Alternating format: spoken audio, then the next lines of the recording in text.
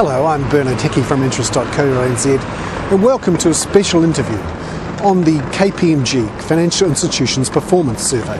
This is known in the industry as FIPS, and it's quite an interesting stock take on what's happening with the sector. Today I asked Godfrey Boyce, a senior partner at KPMG, just how safe our banks are, given they've loaded up on housing debt in the last 3 to 4 years. Interesting. Now, just going back to the banks, we've seen over the last 4 or 5 years they've built up big loan books in the housing sector, and some banks are more exposed than others. How much of a worry is a significant slowdown in the housing market to the safety or the capital strength of some of our banks? I'm not sure that a slowdown per se is a concern. The business that's been written has generally been good business, but at ever decreasing margins until very recent times. And the good thing, I suppose, about the mortgage industry in New Zealand versus just about any other overseas jurisdiction you want to look to is that the arrears have been lower than just about every other jurisdiction. So, albeit that there's been very significant asset growth, it hasn't.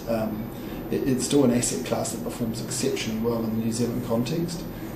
Perhaps the only exception to that is an area of concern is rental properties and perhaps sort of other sort of more shall we call them luxury assets, the batch, that type of thing, which are sort of the nice to haves, but not everybody can have one, obviously. So you don't think we're going to have the same sort of subprime crunchy stuff that we've seen in the States happen here? I can't see it. I mean, that's not to say there hasn't been some low doc lending. There has, but in any sort of relative sense, it's been pretty minimal. So I can't see it. There might be stress points. If you go back perhaps a decade, where we've had peaks and troughs in a particular location, and we had a boom and bust sort of scenario played out in Queenstown a decade ago. There might be little pockets, but I can't see a big problem, and certainly I don't see a subprime market type scenario in New Zealand.